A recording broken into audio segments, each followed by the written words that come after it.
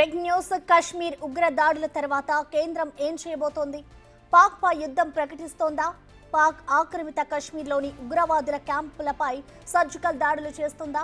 లేక covert operation నిర్వహించి ఉగ్ర నేతలను మట్టుపెడుతోందా? ప్రస్తుతం ఇలాంటి ప్రశ్నలు కోట్ల మంది మెదళ్లలో మొదలవుతున్నాయి. ఈ ప్రశ్నలన్నిటికీ ఈ రోజు సమాధానం రాబోతోంది. ప్రధానమంత్రి నరేంద్ర మోడీ ఈ రోజు ఓ సంచలన నిర్ణయం తీసుకున్నారు. ఇప్పటికే త్రివిధ దళాధిపతులు, జాతీయ భద్రతా సలహాదారులతో కీలక చర్చలు జరిపిన Modi armed forces free hand ఇచ్చేశారు. ఉగ్రవాదం బెండు తీస్తామంటే అసలు అడ్డుకునేదే లేదన్నారు. ఇక నేడు కూడా వరుస భేటీలు నిర్వహించి సంచలన నిర్ణయాలు తీసుకోనున్నారు.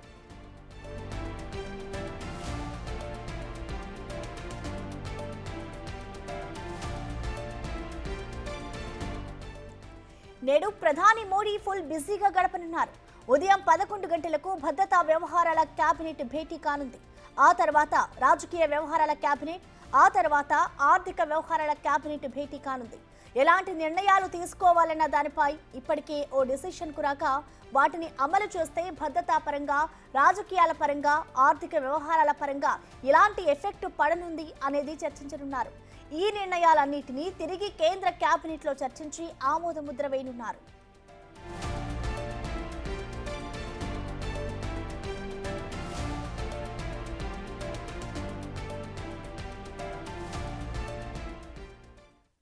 ఇక దీనికి సంబంధించిన పూర్తి సమాచారాన్ని పెహల్గాం నుంచి మా ప్రతినిధి శివ లైవ్ ద్వారా అందిస్తారు. శివ, రైట్. ప్రస్తుతం పెహల్గాంలోని బైసరన్ వ్యాలీలో ఉగ్రవాదుల కాల్పుల ఘటన, మరోవైపు భారత్ పాకిస్తాన్ సరిహద్దులు నెలకొంటున్న తాజా పరిణామాలపై ఈరోజు ఢిల్లీ వేదికగా కీలక సమావేశాలు జరగబోతున్నాయి. ఆల్రెడీ నిన్న ప్రధాని నరేంద్ర మోడీ అధ్యక్షతన కీలక సమావేశం జరిగింది. ఈ సమావేశంలో త్రివిధ దళాధిపతులందరూ కూడా పాల్గొన్నారు. మరోవైపు national security adviser Ajit Doval, రక్షణ శాఖ మంత్రి రాజ్నాథ్ సింగ్ కూడా పాల్గొన్నారు. వీరితో పాటు ఇండియన్ నేవీ, ఎయిర్ ఫోర్స్ సంబంధించిన ఆర్మీ చీఫ్లందరూ కూడా పాల్గొన్నారు. ఇక ప్రజెంట్ సిచ్యువేషన్ ఏ విధంగా ఉంది బోర్డర్లో, ఒకవేళ యుద్ధం వస్తే మనం ఏ విధంగా సంసిద్ధం కావాలి అనే అంశాలపై ప్రధాని నరేంద్ర మోడీతో వారందరూ కూడా చర్చించారు. యుద్ధం ఏ సమయంలో వచ్చినా కథన రంగంలోకి దూకడానికి మేము సిద్ధంగా ఉన్నాము అంటూ కూడా త్రివిధ దళాధిపతులు ప్రధాని నరేంద్ర మోడీకి వివరించారు. ఇటు ప్రధాని నరేంద్ర మోడీ కూడా సైన్యానికే పూర్తి స్వేచ్ఛ ఇస్తున్నాం, ఏది ఉగ్రవాదుల ఏరివేతకు సంబంధించి కానీ ఎప్పుడు యుద్ధం మొదలు పెట్టాలి, ఏ సమయంలో మొదలు పెట్టాలి అనే అంశాలపై ప్రధానంగా సైన్యానికే నేను పూర్తి స్వేచ్ఛ ఇస్తున్నాను, ఉగ్రవాదుల ఏరివేతకు సంబంధించి సైన్యం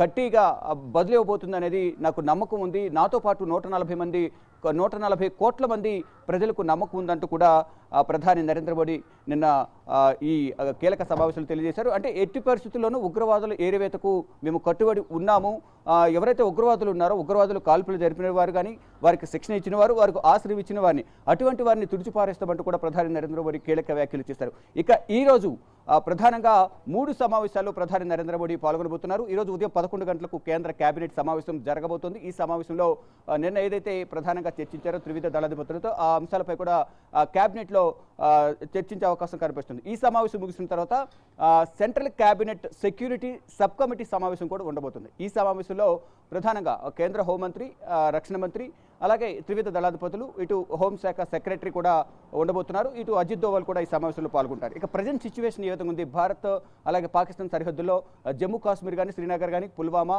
పూంచ్ సెక్టర్లో, బారాముల్లా జిల్లాలోని సెక్టర్లు ఏ విధంగా ఉంది, పెహల్గాంలో ప్రజెంట్ సిచ్యువేషన్ ఏ విధంగా ఉంది అనే అంశాలపై వారందరితో ప్రధాని నరేంద్ర మోడీ చర్చిస్తారు. ఈ సమావేశం ముగిసిన తర్వాత పొలిటికల్ అఫైర్స్ కమిటీ, కేంద్ర సెంట్రల్ పొలిటికల్ అఫైర్స్ కమిటీ ఉంటుంది, దాంట్లో కూడా సమావేశం జరగబోతుంది. ఈ 3 సమావేశాల్లో ప్రధాన ఎజెండాగా ఈ పెహల్గాం కాల్పులు, జమ్మూ కాశ్మీర్లో ప్రజెంట్ సిచ్యువేషన్ ఏంటి, భారత్ సరిహద్దులో పాక్ కవింపు చర్యలకు పాల్పడుతున్న నేపథ్యంలో భారత్ ఏ విధంగా స్పందిస్తుంది అనే అంశాలపై ప్రధానంగా చర్చించబోతున్నారు. ఇక ప్రజెంట్ మనం ఏదైతే బైసరన్ వ్యాలీ, పెహల్గాంలోని బైసరన్ వ్యాలీ కాల్పు ఏదైతే జరిగిందో, కాల్పుల ఘటన ప్రాంతం వద్ద ఉన్నాం. పెహల్గాం బైసరన్ వ్యాలీ 6 కిలోమీటర్స్ దూరంలో మనం ఉన్నాం.